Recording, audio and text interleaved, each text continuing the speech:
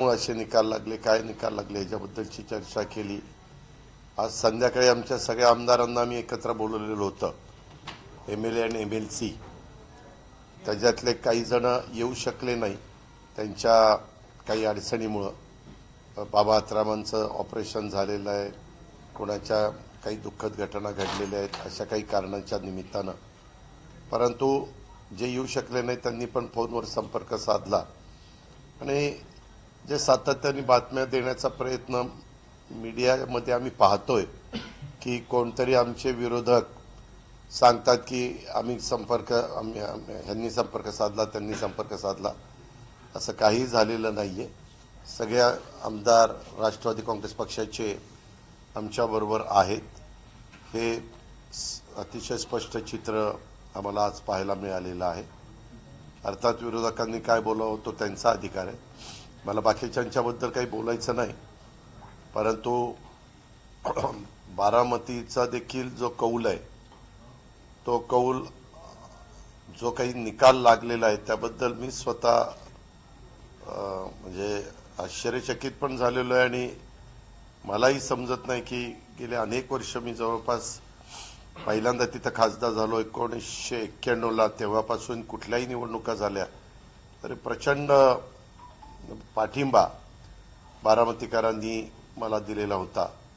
यावेळेस कशामुळं त्यांनी मला पाठिंबा दिला नाही, बाकीचे तर मतदारसंघ बाजूलाच राहू द्या, परंतु शेवटी जनतेचा कौल असतो, लोकशाहीमध्ये तो स्वीकारायचा असतो। पुन्हा नाउमेद न होता लोकांच्या समोर जायचं असतं।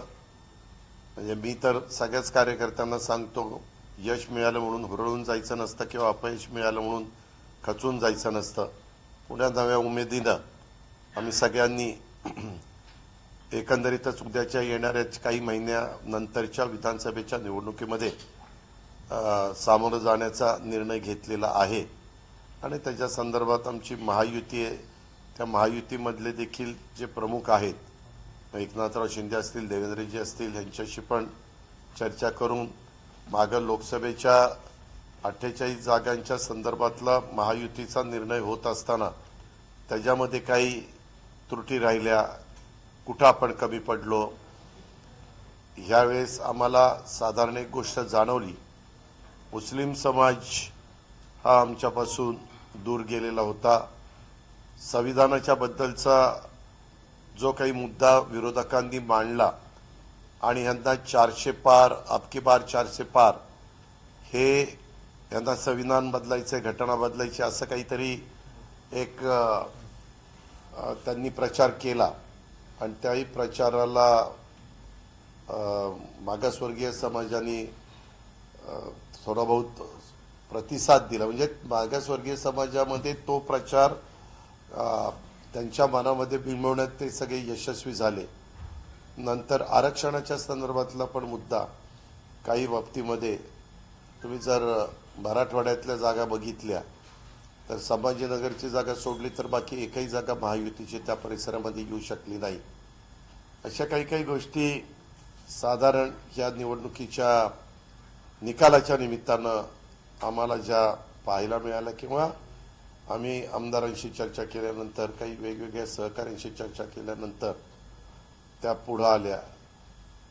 त्याच्यातनं आम्हाला जी नोंद घ्यायला पाहिजे, ज्याच्यातनं आम्हाला काही निर्णय घ्यावे लागतील ते घेण्याच्या करता आमची निश्चितपणे पुढची वाटचाल राहणार आहे। आणि ह्या 3-4 गोष्टीचा फटका आम्हाला निश्चितपणे बसला आहे महायुतीच्या उमेदवारांना, हे मान्यच करावं लागेल।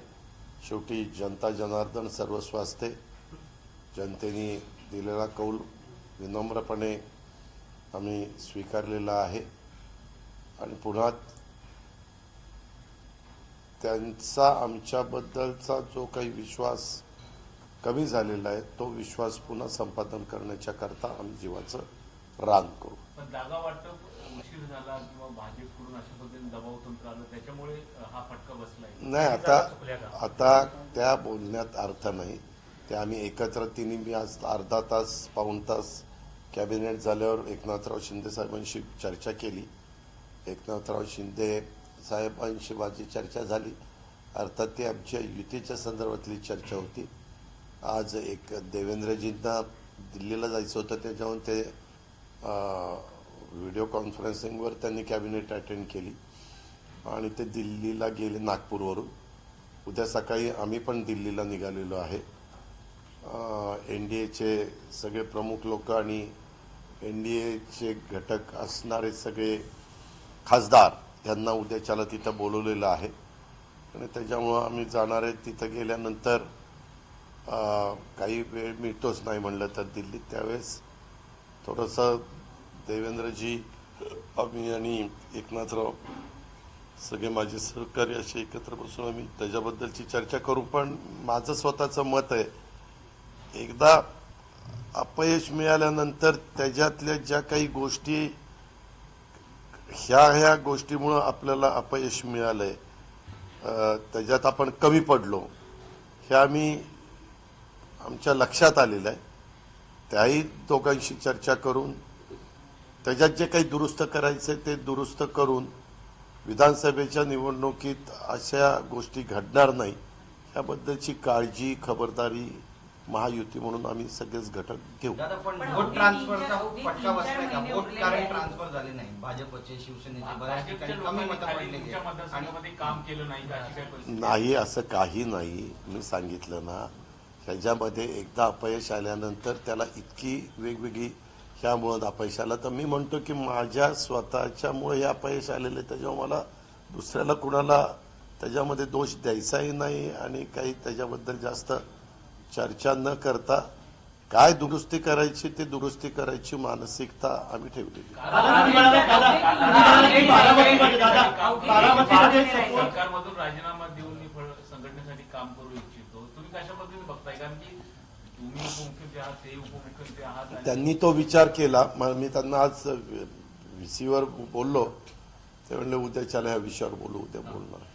दादा, अनेक सर्वे चुकले, अनेक जागा ज्या राष्ट्रवादीला हव्या होत्या त्या मिळाल्या नाहीत. हीच कारण आहेत का पराभवाची? कारण शिवसेनेकडनं देखील हीच कारण पुढे करण्यात आलेली आहेत. यामध्ये आम्ही कमी पडलो म्हणून आम्ही हरलो, असं माझं मत. सर, पक्षाचे प्रवक्ते आम्ही सांगितलं की तुमची जी जागा आहे बारामतीची, ती आम्ही हरलो कारण बीजेपीने तिथे काम केले नाही. कोण म्हणलं? अमोल मिटकरी म्हणा. नाही, अमोल मिटकरींना मी आज सांगितलं, अमोलजी मी तिथं 32 वर्ष काम करतोय, 33 वर्ष काम करतोय. आपल्याला जे कोणी ब्रीफिंग केलंय ते थोडंसं वेगळं झालेलं आहे. आपण असं बोलू नका, तसं काही झालेलं नाही. ज्याने त्यांनी आपापल्या परीनं काम केलं, परंतु मीच कमी पडलो, त्याच्यामुळे ते अपयश आलं.